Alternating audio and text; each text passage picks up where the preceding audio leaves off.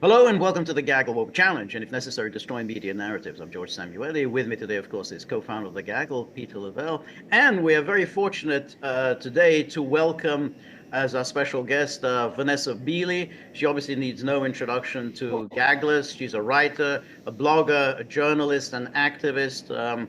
She has been very actively involved in Middle Eastern politics for many years. Her father was a very distinguished historian and diplomat, Sir Harold Beeley. He was British ambassador to Nasser's Egypt, so that's something.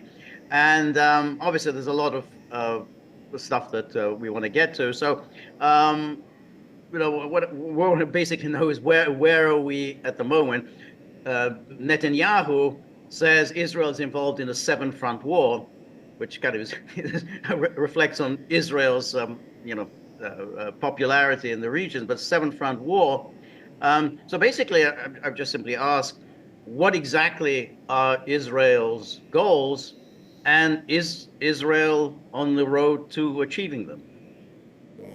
Well, I mean, I think that's quite easy. A lot of people dismiss Netanyahu as this completely irrational, nihilistic genocidaire. But in fact, what Israel is doing, of course, on behalf of the US, and Robert F. Kennedy pointed this out not so many months ago when he basically gave a statement, a very clear statement, saying that Israel serves not only as their military outpost, but as their bulwark against the rise of the global south, or rather the freedom of the global south from US occupation, effectively.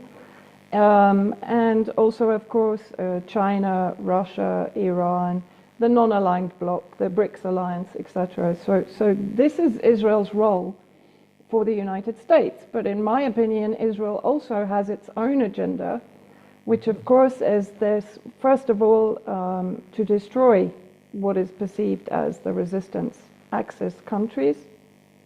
Doesn't necessarily mean occupation of those countries, but it means the destruction of the infrastructure of those countries to weaken and isolate those countries that they've been unable to do in the past. For example, the regime change war against Syria was effectively largely sponsored by Israel. The terrorist groups were funded, armed, and hospitalized by Israel. That failed. And so now what this is about, effectively, is to make Israel the economic energy resource hub in the region. And that is demonstrated by Netanyahu's blessing and curse map at the UNGA, when in reality he's talking about the India-Middle East Economic Corridor. So the connection between India, the Gulf states that have already effectively been normalized in their relations with Israel, Gaza to be destroyed according to Netanyahu's plans, the so-called humanitarian bubbles and gated communities to be established, now we know potentially under the control of British mercenary private security companies, and for Israel to benefit from Palestinian gas reserves, the gas reserves in all of the Levant, of course, all of the coast from Syria down to Lebanon and Palestine, and for Gaza itself to become integrated in this India-Middle East corridor as a free trade zone and an industrial zone, benefiting from the use of the Palestinian gas and benefiting from it as a land bridge, of course, to El Arish in Egypt, from where the energy resources will then be transported to Egypt. Obviously, that's the same. Yeah. That does not include the Palestinians. Yes. Yeah, well, yes, exactly. I mean, at the moment, of course, what we're seeing is a wholesale slaughter of the Palestinians in the north. Is the goal, sorry to interrupt, is the goal to eliminate the Palestinian population of Gaza altogether, just to get rid of them, or what's the? It's not necessarily to eliminate all of them. That's why they're talking about the humanitarian bubbles or the gated communities, which are nothing more than concentration camps within a concentration camp. Mm-hmm. Right, and within those camps, the Palestinians that remain, of course, the children, if there are any remaining, because children have been the main target of the Zionist entity, of course, will be indoctrinated against the resistance So in this way, when they talk about eliminating Hamas, in my opinion, it's not only a physical elimination of a Hamas, which so far is proven impossible. It's an elimination of the ideology of resistance through this brutal genocide that's been ongoing for 100 years, but of course intensified. But is there any historical precedent where that has actually worked out? No. Yeah, I mean, Well, I'm thinking of colonial resistance movements. When was one snuffed out and de-radicalized? Well, you could say the American Indians.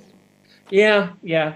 You know, and you can maybe move into the category of like Germany and Japan, but that was much more ideological. But that wasn't colonial.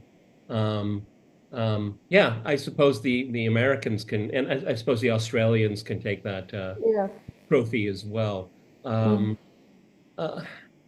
Yeah, it completely unequal power. But you know, there is a difference now. This is the 21st century, and this after the Second World War, we decided as collectively that this should not be done. I mean, I've had Israelis tell me, "Well, you did it to Native Americans. Why can't we do it to Palestinians?" And I just said, we all agreed that it wasn't a good idea, particularly since your people were the victim of it during the Second World War. Okay, you know, I was being facetious there. I guess the real question is, will they succeed with this plan? No, I mean, that's a very good question. And actually, it's interesting on your point because, is it Ione Belarra, the Spanish politician, put out a statement today, which I thought was probably the strongest from a strategy perspective for a European MP. And she basically said we should stop seeing what is happening in Palestine in correlation with apartheid. Should be in correlation with Nazism, what is going on. Because this is ethnic cleansing, the master race. We're back in that paradigm. Yeah. And what she actually said is it should be punished through Nuremberg courts, just as the Nazis were punished. The supply of weapons should completely cease. Of course, we know that this is going to be extremely difficult. But this is effectively what we should be working towards, even as an international community, in my opinion. Will Israel succeed? I mean, I have to say what's happening in West Bank and in Gaza is horrifying to me. You know, there seems to be absolutely no capacity to actually stop it. Yep. And now what we're seeing in Lebanon is pretty much the same pattern, the same rhetoric looking for ceasefire, which they absolutely know Hezbollah is not going to accept, just as they knew Hamas was not going to accept Israel's ceasefire proposals, which was constantly changing. They were constantly adding new elements to the proposal, even after Hamas had accepted, I think back in July, Biden's final written proposal. Hamas accepted it, and Netanyahu added another clause, which of course Hamas would refuse. And the same game is being played in Lebanon as they destroy infrastructure and entire villages in the south of Lebanon. And they know perfectly well that Hezbollah are not going to move back beyond the Litani River. This is not going to happen because the south is the home, not of Hezbollah, but of people of Lebanese nationality. And this is very important for people to understand. You know, this isn't a war against Hezbollah. This is a war against Lebanon. It's the destruction of Lebanon as a country. It's already started with the Beirut port blast, with the endless Ponzi schemes and you know, erosion of Beirut. The Beirut port blast, the one a few years ago? Yeah. And that was Israeli? Yeah, 2020. Yeah, that was Israeli? The Israelis were behind that? Most Lebanese would tell you that. I don't think we've had kind of smoking gun evidence on that, but it's always the case of who benefits. Right. You know, and of course the rhetoric immediately was to blame Hezbollah, but Hezbollah has no control in this area. Actually, this area is predominantly under the control of the Chinese, the US, and Mossad. So who would predominantly have access to those stores of chemicals? I mean, just as a aside, everybody knew it was a huge problem, and you know, blame goes all over the place. If you know Yeah. something potentially that devastating, and it was just literally a ticking time bomb. Okay. Mm. I have a lot of friends. I've had so many people tell me they were there that day. It just Yeah, I real mean, it was to go awful. through I mean, something. here, I was here in the west of Damascus, and we heard the explosion, and within 20 minutes, the yellow cloud was over us. I mean, it was extraordinary. Even from our perspective, we heard it and felt it. So the Israeli goal in Lebanon is what? Just simply to destroy Lebanon as a functioning state, just so that it becomes Yeah, I just mean, a client state of Israel and plus Israeli occupation of whatever territory it wants. well, in my opinion, there's two wars ongoing in Lebanon. One is the military war, the Zionist, US-backed, UK-backed, EU-backed war against Hezbollah, the resistance factions, which are actually not only Hezbollah, there are Christian resistance factions. And as a friend of mine described the other day, she's a young Arab Lebanese Christian living in Lebanon, supports the resistance, and in fact came back from Europe to stand by Hezbollah. But as she said, this is an Arab issue. Mm. And therefore, whether we are Arab Christians or Arab Sunni or Arab Shia, it doesn't matter. We are Arabs.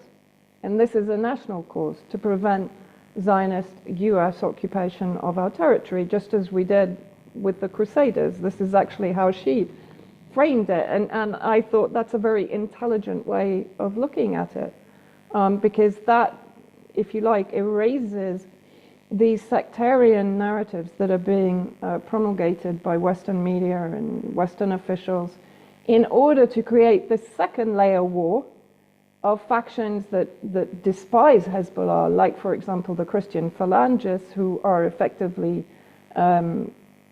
Christian Zionists, although that's an oxymoron in itself, who were, of course, responsible for massacres like Sabra and Shatila in 1982 when Hezbollah was created in response to Sabra and Shatila and the invasion of Lebanon by the Zionists. So there's two wars. There's the Zionist direct military war, and then this other kind of intelligence war to try and infiltrate structures within Lebanon. British intelligence has been doing this for years. The same players that were responsible for the destabilization in Syria and have been operating by proxy inside Syria. Those same players have infiltrated intelligence in Lebanon, political parties in Lebanon, military, and so on. And now, of course, they're triggering their proxies in Lebanon to turn against Hezbollah, and Israel is profiting from this. But if you look at where they're bombing all of Lebanon. I mean, Baalbek, one of the biggest cities, was just told to evacuate. I don't know how many tens of thousands of people live there, but this is insanity.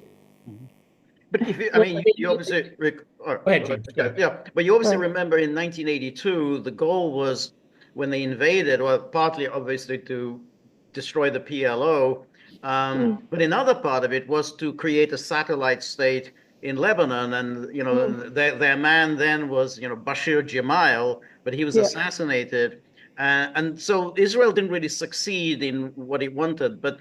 So are they now going back to that idea of just creating a government in Lebanon that will be completely beholden to Israel? Very similar, yes. They don't seem capable of kind of developing or evolving the blueprint. Because if you think about it, that's pretty much what they've tried to do from former Yugoslavia onwards, right? But I think now what we're seeing, with the rise of BRICS, with the rise of the non-aligned axis, let's say, which has effectively empowered the resistance axis in West Asia, I think Israel and the US and the UK even are seeing this commodity grab slipping away from them. And so the window of opportunity for them to follow through with however you want to call this strategy, whether it's kind of the Greater Israel Plan, and so on, that window is narrowing. And that's why I think now we're suddenly seeing this acceleration. Well, I mean, it's funny that you guys are talking about the original blueprint for Lebanon, and that came to naught. Mm, I don't see any reason why it would come to fruition today. But mm, the it really gets down to kind of a balance of power, and in the case of Israel, the terrorism quotient, because that's really the only thing that they have. They can't appeal to you. You said that your friend described is a war on Arabs. With I think then that's really smart way of looking at it. mm. Um, so I mean, I don't see Israel prevailing, but I don't see the resistance prevailing either. And that creates a really kind of depressing scenario. Is that we're just going to have an enormous amount of violence moving forward? I don't see Hezbollah buckling. I mean, you're going to kill a lot of them. You're going to destroy a lot of their infrastructure, but I don't think you can get rid of Hezbollah. I mean, No. so many Lebanese I know, in Christian Lebanese, and I mean, they Mm, wear a pin, Hezbollah. They want everyone to know. mm. But that means it's, we all know that Lebanon is a pretty fragile place on the best of days. And seeing what's going on now, this going back to, what is it, 1701, and then and Netanyahu added all of these other demands for some kind of Yeah. ceasefire. That's not going to happen. But that for me, it's just kind of a dilemma. How do we move forward? Because look, a year in, I mean, Hamas still fires missiles, fireworks for the most part, but they still can fire missiles into Israel. Mm. Where do we go from this? This seems like such a precedent moment of where it could go, but this moment could last a very long time. Yeah, it could. And I think even here in Syria, we're very much preparing for an increase, for an escalation here. Gideon Sa'ar the other day, who's the Netanyahu's preferred war minister. I'm not going to call them defense ministers, because Yoav Gallant now is perceived as too soft. So, which is ridiculous, because I mean Gallant is just as much a kind of Is that a good gen- cop, bad cop play for the yeah. West? Yeah. In my opinion, yes, I've said that from the beginning, because this is what the Israel lobby invented, was this kind of taking a position, creating the opposition to look as if you're entertaining opposition to the position, and then boom, you still move forward with the intent, with the direction of travel, right? I mean, they are experts at this. And I've said this right from the beginning, because look, if Netanyahu goes tomorrow, there'll be 10 other Netanyahus that will be far worse. I mean, Right. look at Smotrich and Ben Gvir and Gideon Saad. And as I said, he actually issued a threat to President Assad the other day. He actually said, if you continue to harbor terrorists, in other words, Hezbollah, Iraqi resistance, or Islamic resistance Iraq, Iranians, whoever, whatever member of that resistance axis, if they are being harbored on Syrian territory, which they are, I mean, Syria has every right to do that. Hezbollah was instrumental in defeating the Western-led project here in Syria to topple Assad and basically partition Syria into sectarian statelets, which then, of course, is connected to the 1997 clean break doctrine that Netanyahu commissioned from Richard Perle and, well, from the CIA, basically, in America. So threatening Assad himself, threatening the government here in Syria, and basically saying, we failed. After 13 years of regime change, we failed. We tried to help the Kurds to basically settle in the northeast. I mean, it was quite an extraordinary admission from Sa'ar, I have to say, because I can't remember when Israel has openly admitted that they were effectively very much behind the regime change in Syria, and they also, of course, support the Kurds in Iran, in Iraq, and in Syria to basically weaken their enemy state. There was the story the other day. It didn't get much play that the Americans bombed Syria. They were bombing ISIS, and it was a very strange story because we know that Americans don't attack ISIS, they don't bomb ISIS. And so I kind of wondered, is this part of this play that we have been expecting, that Israel is going to make some kind of an onslaught on Syria? Was this part of it, or what was that about? And just to follow up on that, this kind of plays into the manufactured theme of this is a civilizational clash. It's the West against barbarians, and so you put everyone, it's fighting terrorism. It doesn't matter if it's Hamas, it's Assad, it's Right, but they said ISIS. So this that's guy, just curious. agree, Like, why do they suddenly bring up ISIS? Because I think the reason is they're creating this framework, this meta theme that this is a war against barbarism. Okay, and so you got to throw everybody in because I have said from the very beginning, all the way back in after October 7th, that there are groups, players in the region, of course, with American and British, European help, but everybody sees this as a solve all problems. Right. Okay, but can we just talk about? Yeah. All right. Go. No, but I think that plays into okay. it. Go ahead, Vanessa. We do this all no. I mean, just but ISIS, and then address Peter's point. So. Yes. Well, the ISIS thing, of course. I mean, I think I do, to some degree, agree with Peter, but I think it's probably more to do with the fact that the US is still trying to maintain this narrative for the US population that they are doing good during their occupation, their illegal occupation of Syria and even Iraq to some extent, while of course they are enabling ISIS to flourish. They are keeping ISIS in holding camps, more than 15,000 in the northeast, and they're ferrying them around from Iraq to Syria. In Iraq, they're being retrained. There's recruitment going on. They're destroying electricity infrastructure in Iraq. So this is another little war that's kind of simmering along under the surface.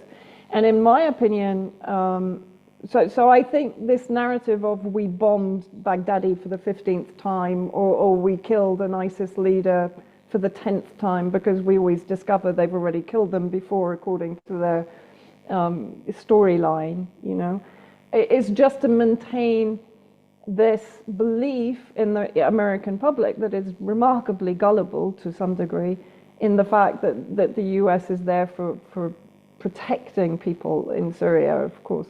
In the meantime, I think what Syria has been doing, because I think, in my opinion, what Hamas did on October the 7th kind of accelerated things a lot faster than even the rest of the resistance axis really wanted. Syria needed more time to finish the war in its own country. I mean, it's still occupied on 3/4 of its borders, effectively.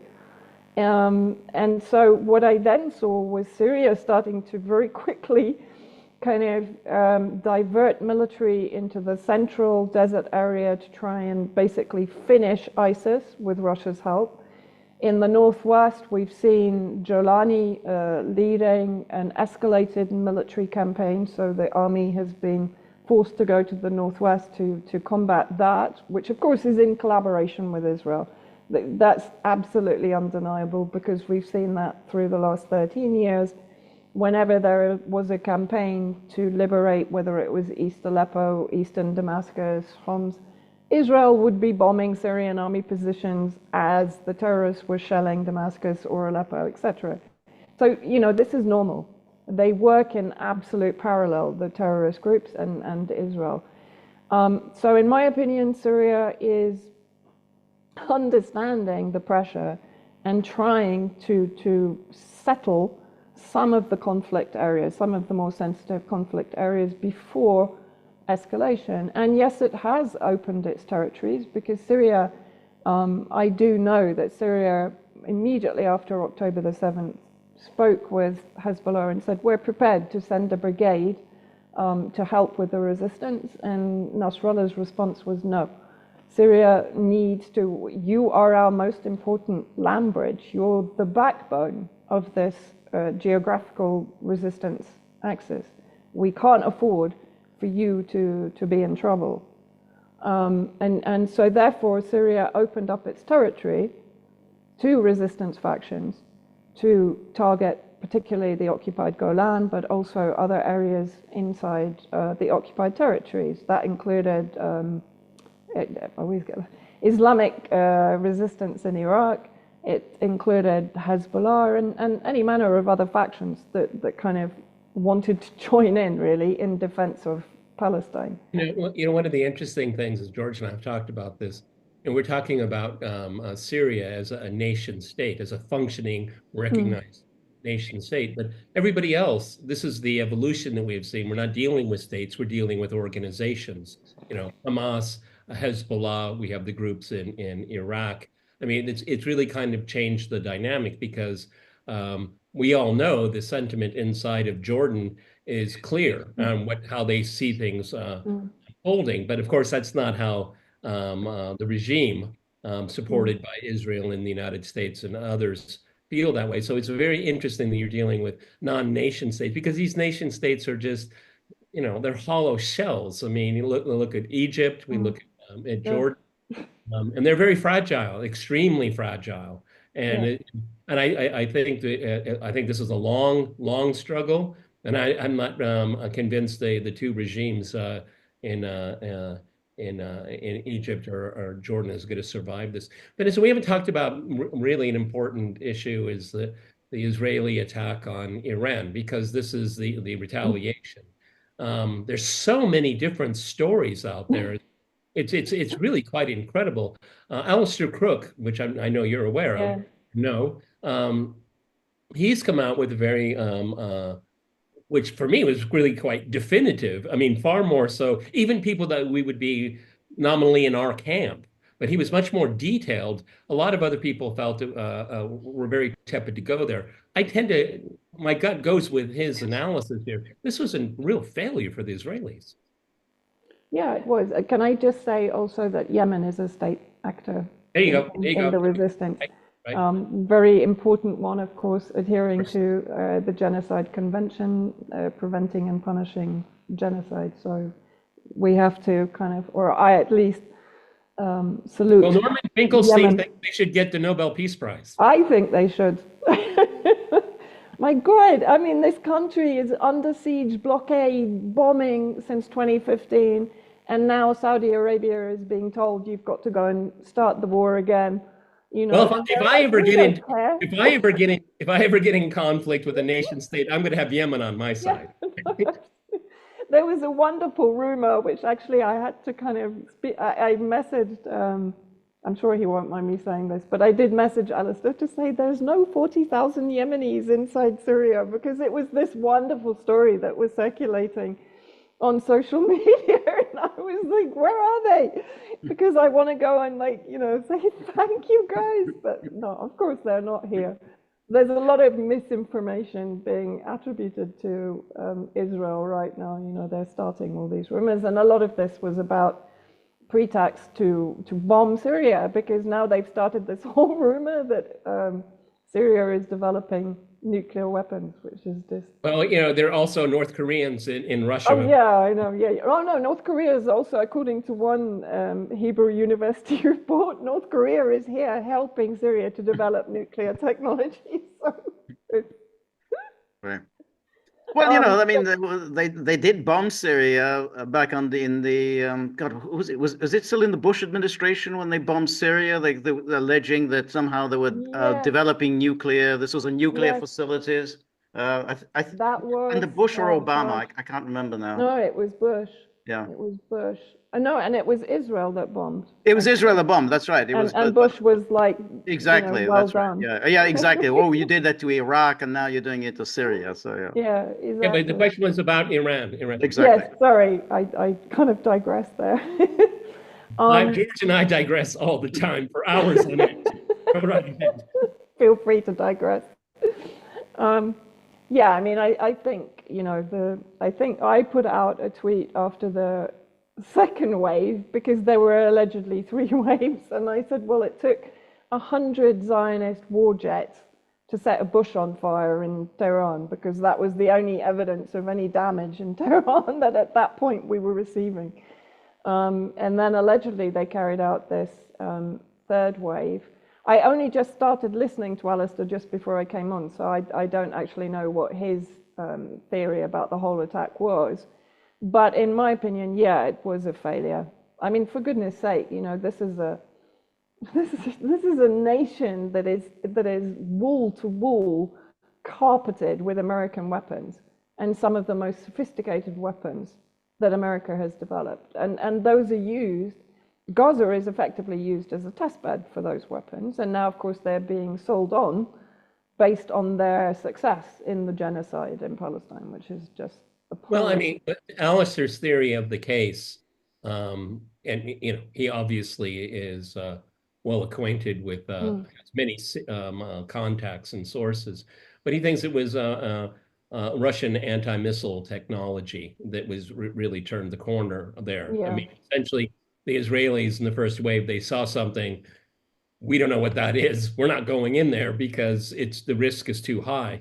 And it turned out to be a dud. I mean, and there seems to be evidence that some of the missiles actually fell inside of Iraq, didn't even make it into Iran. So, Yeah, I had heard that. always these things. I saw images of Netanyahu and Gallant after, and they were using victory, but their body language and their facial expression was almost panic. It was just like, well, and also the wonderful fact that Gallant was staring at a screen that had an image that was from 2021 that had nothing to do with that actual attack. I did wonder if that was Photoshop, but apparently it wasn't. Yeah, I mean, as far as I can work out, you know, Iran did take a long time to prepare its defenses, obviously, to prepare itself for any retaliation once it retaliated. And of course, we have to remind people this was a legitimate retaliation by Iran for the assassination of Haniyeh in Tehran during the inauguration of President Pezeshkian. Well, and as far as I know, that Sergei Shoigu, he was from Russia. He was twice in Iran as the anticipation for the attack was.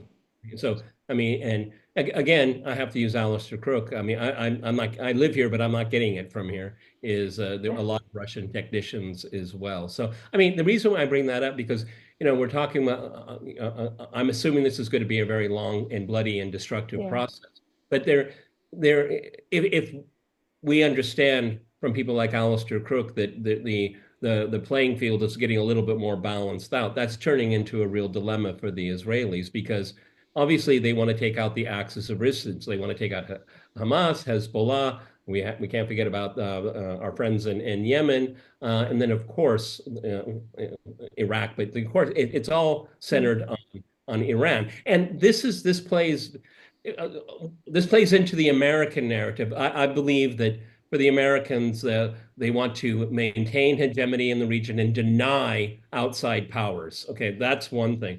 And if the Israelis want to commit genocide to promote that goal, well, let them do it. Okay, it's so embarrassing for us. The Secretary of State has to go 11 times to the region. What did he get?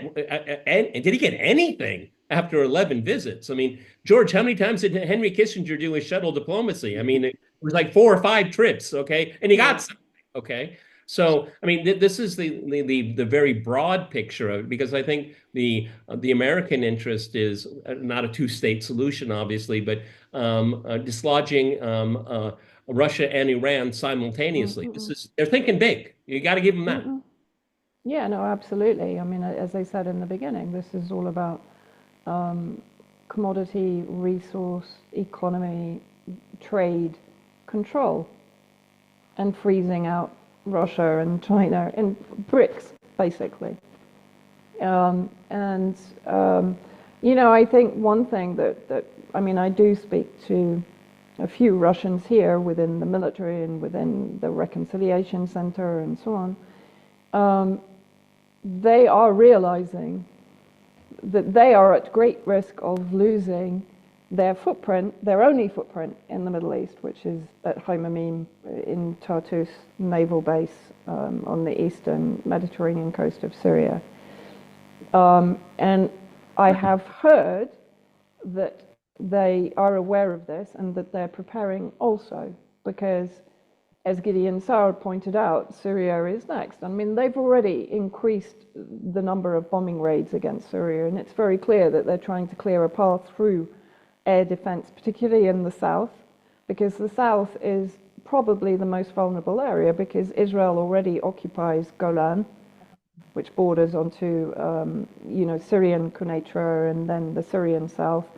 There are still uncontrolled elements within Daraa, which is south of Damascus, which, according to Western propaganda, was the cradle of the non-revolution. You have Israel and the United States backing the separatist movement among the Druze, also in the south, in Sweden. I mean, it's a minority, but nevertheless, it's power multiplied, because the US at the military base in Al Tanf, which is in the triangle between Iraq, Jordan, and Syria, are recruiting and harboring armed groups there. And they've created this 55-kilometer exclusion zone on Syrian territory around their base. Rukban refugee camp, which is to the south of Al Tanf, is also a terrorist recruitment center where they're, where ISIS are holed up and are being sent out to attack Russian and Syrian army positions on a regular basis. So the south is the most vulnerable, and Israel knows this. So of course what it's been doing is bombing the radar systems, the air defense systems in the south. It's destroyed all of the borders. I mean, funnily enough, I was looking today at how on earth I can get to Lebanon. I have to travel, I think it's about 600 miles now. I'm 15 minutes from the border. But I can't go through this border because they bombed it once, and I thought, well, it's okay, I can walk, the car can leave me, I can walk to where the crater is, I can climb up and come down, and the car can meet me the other side. No, they bombed the whole road at this point. So, I mean, it's... But this raises an interesting question, Vanessa, because Russia, which stepped in 2015 on behalf of Damascus to crush ISIS. But since then, Russia said, well, we don't have a position on this issue of Israel bombing Syria when Israel bombed Syria in order to attack the transit of Iranian missiles to Lebanon. And say, well, this is between Israel and Lebanon, Israel and Iran. We don't have a position on that. We're not getting involved in that. But what you're describing is that this is far more extensive, what Israel is now doing in Syria. So then the real question is, well, what does Russia do about it? Because after all, as you say, Russia could just lose its one position in the Middle East if Assad is overthrown. Yeah, and I think that's palpably clear to them. And I think you saw it fairly recently. I can't remember how many weeks ago, 2 or 3 weeks ago. There was an attack which I think was combined Israel and the terrorist groups north of Latakia, which got very close to the Haimamim base. I mean, they targeted a warehouse very close to Haimamim, and the attack went on for, I think, almost 2 hours. Now, at that point, Russian air defense got involved, and Russian jets were patrolling off the coast of Latakia and Tartus for some time after the attack to ensure that it was clear. So I think, and one thing Russia is really bad at is publicity. They're very bad at telling people what they're doing that's a good thing, because Russia, so many people ask me about this, like, why is Russia not getting directly involved from an air defense perspective with the Israeli aggression against Syria and against Iranian military personnel and advisors in Syria and so on? Because Russia, and it's a very Western perspective, because we're used to, when we have a client state, we are literally in charge of that client state and we manage its affairs. Russia doesn't do that. It has a military base, it collaborates with Damascus, it collaborates on a military basis, on an economic basis, on a diplomatic basis, but it's collaboration. It's not control of. And so therefore it respects the sovereignty of Syria and the capability of Syrian air defense to defend its airspace. Mm-hmm. This isn't going to happen without discussion with Damascus. So it's clear to me that Damascus has said, no, stand back, don't get involved, we can handle it. And also, Syria hasn't been using its S-300.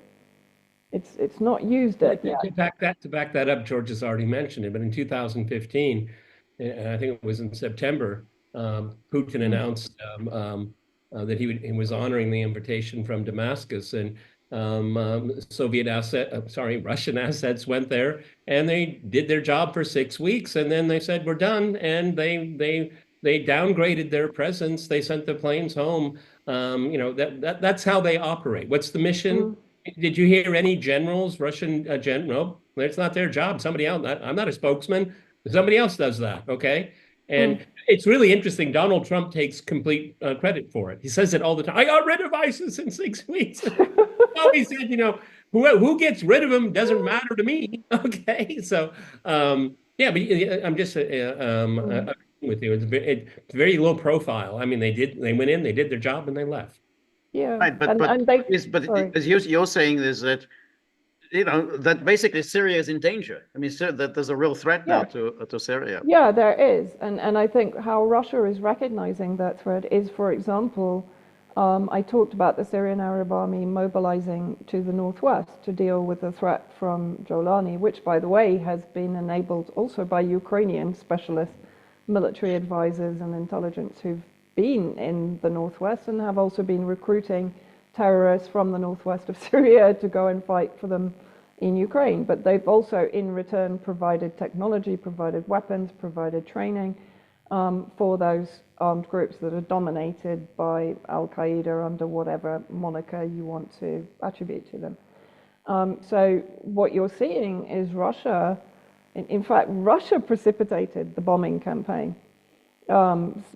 Experts within Syria were saying, no, hold back, because we can actually wait a little bit and get more information. And Russia was like, no, we'll start the bombing campaign now, because everyone here had the intelligence that Jolani was about to lead an intense attack from the northwest using a drone warfare, but also military on the ground warfare. So Russia, again, as I said, it's very quietly getting on with trying to at least clear up certain areas within Syria that are particularly sensitive. So the center, which is the ISIS operational territory, and the northwest.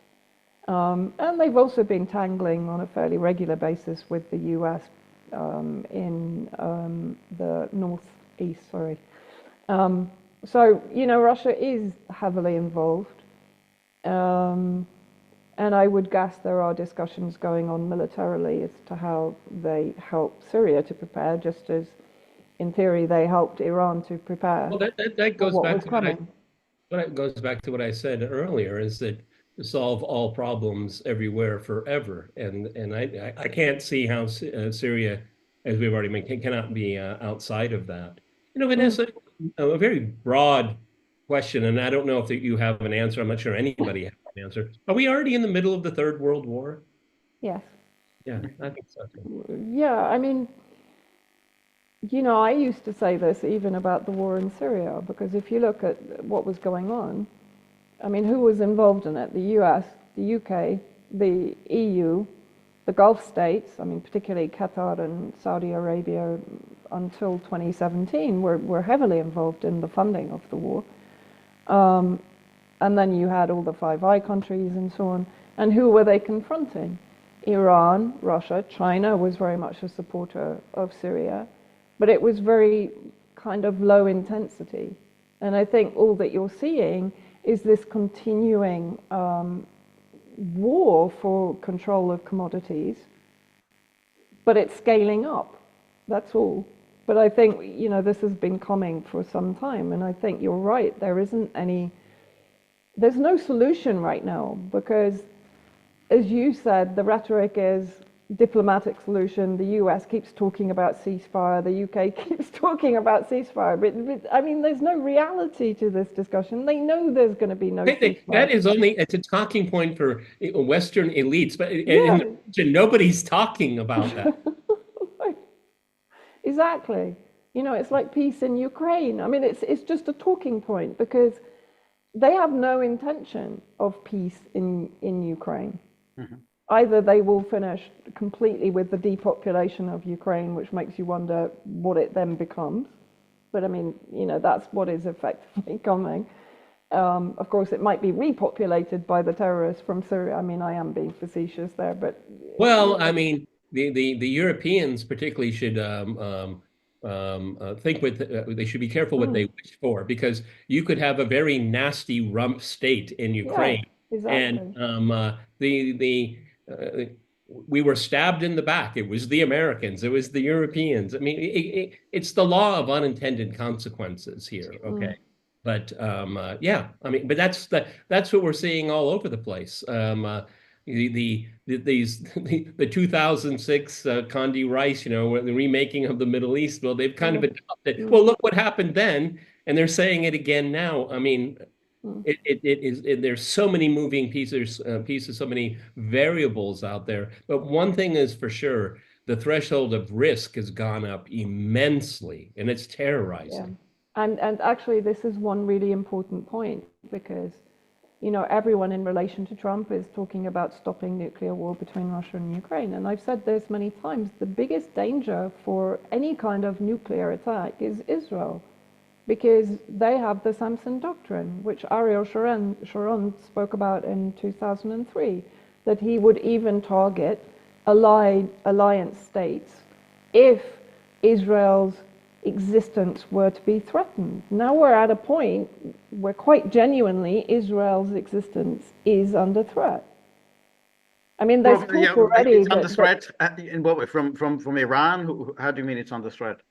well, it's under threat because it's fighting on 7 fronts, as Peter said. You know, there's already been an announcement from Lebanon, from I think it's the Chemist Syndicate, that there's potential that there was a DU warhead, or even, you know, an enriched uranium warhead used to kill Nasrallah, because they said, one, it's impossible to create this level of crater without something pretty impressive, and plus they had analyzed the dust that was found circulating 2 kilometers from around the actual blast that assassinated Said Nasrallah. So, you know, and I think it was Yoav Gallant at Christmas 2023 who said, we have to have victory or we can't survive in the region. That's an existential threat to the existence of Israel. Well, and also, Go on, sorry. but I mean, you can just look at raw economic data about Israel's economy. I mean, just every single metric. I mean, labor, investment, exports. I mean, they're all in negative territory right now, and those that had the means to leave have left. Okay, so I mean, it adds to this kind of to be or not to be, this existential moment. And George, what Vanessa just said, we said that on my program over the weekend. You know, I mean, you know, we always worried about non-state actors getting their hands on the bomb, but we do have a state actor that is a lunatic and has a bomb. Exactly. I mean, this was the worst possible scenario, you know, because Israel is treated as a sacred cow in Western mythology. But the fact is, there is a unstable actor in the world that has the capacity, the technology, and the intent, if necessary, to. And you also, you know, you have to bring in the kind of whacked out Christian Zionist, Jewish Zionist belief in Armageddon. You can't, you know, you can't ignore it. Yeah. So, Peter, I think you moved. I think you can you hear Peter, Vanessa? No. I think you're mute. Oh my God. Oh, no, I can hear you now. No. It was my emotion that shut down my. Okay. Quite possibly. Go ahead, George. I'm sorry. No, so then, you know, let's just think in terms of the immediate future? I mean, how what do you see as happening in the I don't know, in the coming weeks, or next few months, say in Gaza, West Bank, then we talk about Lebanon, Iran, so on. So just in the immediate future. In the immediate future. Um, it breaks my heart to have to say it, but I really can't see how, the Zionist agenda in Gaza and West Bank is going to be stopped. I mean, it's not going to destroy Hamas, but it is going to completely destroy, particularly Gaza, step by step. I think they will exactly what they've done in the northern sector. And of course, we're going back to, again, Ariel Sharon's five-finger plan, which was to divide Gaza up into five sections, with the Neftharim corridor being the dividing factor. And so they've started in the north. And what have they done? I mean, they have literally flattened it. And of course, further displaced people, massacred. Does Israel intend to annex the north of Gaza? Is that going to be annexed by Israel? Well, eventually, yes. I mean, if you listen to the settlement organizations, their intent, and I mean, they held a celebration outside the walls of Gaza to talk about how they were going to resettle in Gaza, and they're prepared to do so. So, I think, yes, they're moving ahead with this plan. And of course, the resistance is, I have to say, and it's not only Hamas. I mean, we forget that there are multiple other brigades operating both in Gaza and in the West Bank, including the PFLP. The Hamas military wing is separate to the political wing, etc., etc. But the resistance has, it hasn't been cowed at all. I mean, it's still responding. The Qassam brigades are still, they took out 4 high-level officers in the north. So the fight will continue there, but I don't see it being stopped at any time. I think Israel will potentially withdraw from on the ground in southern Lebanon, because having perhaps succeeded in destroying the habitat in a certain kind of buffer zone area, that they will continue the bombardment on the basis that everything belongs to Hezbollah, even, the gold buried under the hospital and all these other kind of insane stories that they're coming out with. What was it? The planting of the Hitler doll and the swastika in one of the houses in the south. I mean, come on. But I think we will probably see an escalation in Syria in the coming months. And the West Bank? Well, the West Bank is ongoing. The West Bank, unfortunately, is very similar to Gaza. It just doesn't kind of reach the same propaganda levels, but they've been bombing. Do you think there's going to be at some point, because you don't do genocide light, okay? There's no such thing. You do genocide or you don't. You think at some point the Egyptians and the Jordanians will be forced to open their borders for another Nakba?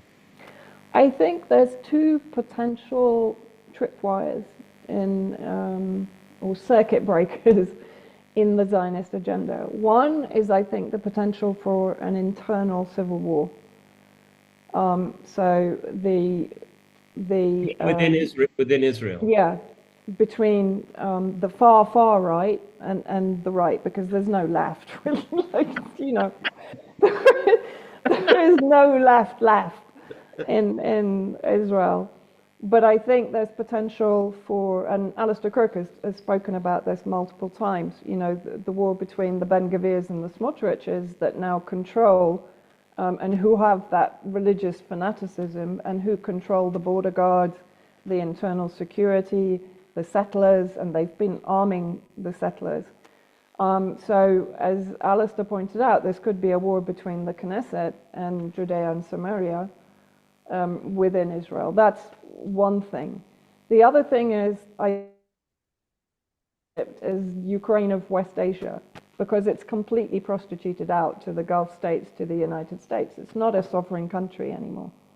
You know, it's got a memorandum of understanding with Israel even back in 2022 to increase gas supply to Europe. It's completely in bed through the government with Israel, with the Gulf states that have normalized with Israel, with the US and so on. But the population isn't. And to some degree, the army isn't. You know, there was a lot of rebellion even within the army, at least through statements about when Israel killed an Egyptian soldier at the border in the Philadelphia crossing. So my hope, I have absolutely nothing to kind of back this up, other than I know the majority of the Egyptian population are not pro-normalization with Israel, and they are against the genocide. And the same in Jordan. I mean, the population is predominantly Palestinian. You know? So there is an opportunity there. Even in Saudi Arabia, you know, even in all the Gulf countries, they are facing backlash from their policy of normalization with Israel. But you know, you know, George and I are fanatics for modern history.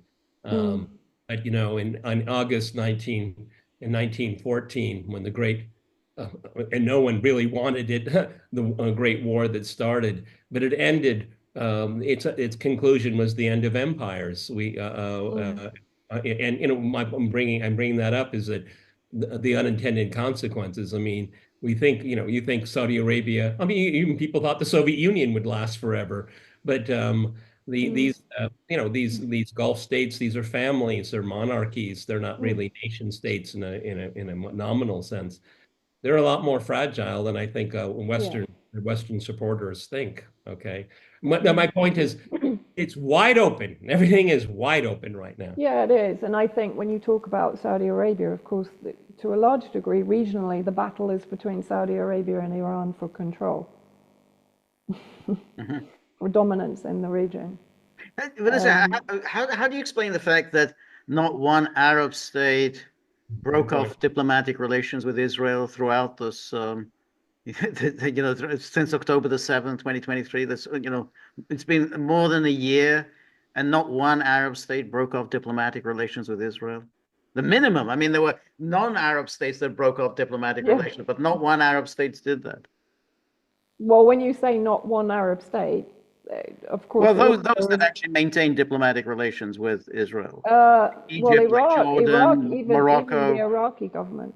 Yes, but Morocco normalized with Israel back in 2022 under the Jared Kushner orchestrated Abraham Accords, which is an extension of the Oslo Agreement, right? Which is, you know, to the detriment of Palestinian identity, politics, nationalism, etc. So Morocco and Sudan normalized. And Morocco, of course, why? Because Israel perceived it as the gateway to Africa. And actually, Peter, sorry, just very quickly, I'm digressing again, but I know I'm allowed to. The Iranian attack, there are reports, of course, that there were missiles fired from Azerbaijan territory. Now, that is pretty explosive, because, of course, Azerbaijan is very much a client state of Israel. Well, it could have been MEK. That's one suggestion. Yeah, but from Azerbaijan territory, that's the point. You know, and let's not forget Raisi was in Azerbaijan when his helicopter crashed mysteriously. I still have questions over this. Apropos my question, are we in the Third World War? I mean, look, you know, it's spreading. I mean, again, my eyeballs popped out as they fired from Azerbaijan. Okay? They're in the mix. Okay. Yeah. Well, yeah. And I mean, they have been for some time, but of course, Iran is trying to basically, because its borders are fragile. But just to come back to the Arab state thing, when you're talking about those that haven't broken off relations with Israel, it's Saudi Arabia, Bahrain. In fact, Bahrain and UAE were instrumental in providing a land bridge to counter the Yemeni vessel blockade in the Red Sea. I wouldn't expect these states. I mean, Mohammed bin Salman fairly recently has said, I don't care about Palestine. So he's, in a way, vocalized what all of those Gulf states feel. We don't really care about Palestine. We just want to get on with our trade and economy because that's what makes them tick, right? Jordan, I wouldn't expect them ever to break relations. I mean, they provide air defense for Israel, for heaven's sake. Egypt, the same. It's completely captured by the Zionist movement. But the Arab states, even Iraq, and I would not call the Iraqi government fully compliant with the resistance ideology, but nevertheless, as a constitutional law, they don't recognize the state of Israel. Of course, Yemen, Syria, Lebanon, Palestine. So it's mixed, but I would rather say the Gulf states and the client states haven't broken off any trade relations with Israel, and they're not going to. But just going back to the Azerbaijan thing, I mean, if that's true, Azerbaijan is also a close ally of Turkey. And so if Azerbaijan did take part in this attack, then that's Turkey. And that's always been an issue that when, which side is Turkey on? There's a lot of talk about Erdogan. Exactly. They're on their own side. They're on Erdogan's side. Right.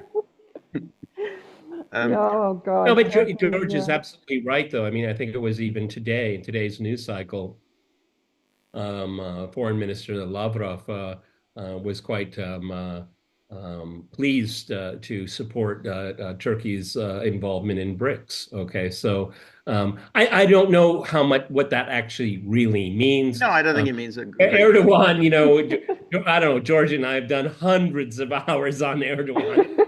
And he's a wonderful topic to discuss. Yeah, I know. He's a phenomenon. Very colorful.